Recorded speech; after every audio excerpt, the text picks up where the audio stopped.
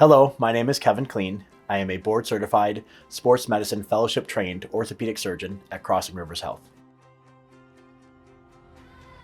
One of the things that we see patients for, quite often and commonly in the orthopedic practice is arthritis, right? Whether that be the shoulder, the hip, and the knee. Obviously, the hip and the knee are more common just because those are weight-bearing joints. We walk, upright on two legs. We don't necessarily walk on our shoulders. However, there's a lot of things that can kind of contribute to the development of arthritis. It could be a trauma. People have traumatic event at a younger age that predisposes that joint to developing degenerative changes within the joint in that wear and tear that we see. Sometimes it's genetic. Sometimes there's nothing that you can do to avoid it. It's just the way that you were built. Other times it's just that it's repetitive activity. So we see a lot of people, depending on their occupation, if painters are above their head all day long, predispose them to rotator cuff injuries. They're putting more stress across that glenohumeral or that shoulder joint. Or we see patients that stand all day long on a hard surface. If they're working in a factory, things like that, that just puts more stress and pressure across their joints. Or those that are more active in terms of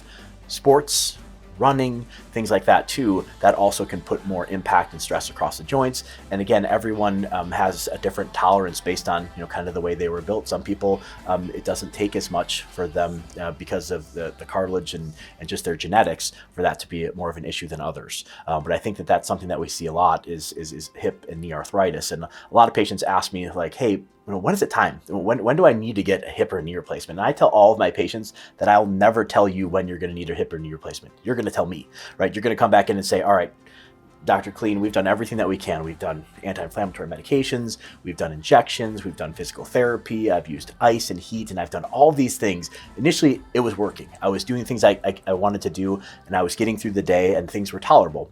But then it gets to a point where all of a sudden your quality of life is significantly affected. You can't do things that you enjoy doing. Those things that we were doing before aren't working anymore. So once we get to that point, most patients know, like, all right, it's time. I just can't do this anymore. I can't handle the pain. The medications that we're using aren't working anymore. The injections aren't working anymore. I need to get to the point where I can get back to the things that I enjoy and I can improve my quality of life. And that's usually when we make that decision together, right? So the decision comes as a team approach. And that's kind of how I approach patients, is that I provide you with all the information regarding what you have going on with your condition.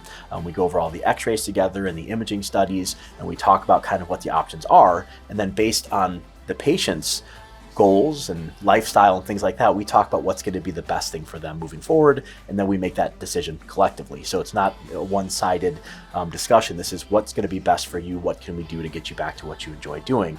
Once we get to that point, then we start talking about a hip replacement or a knee replacement.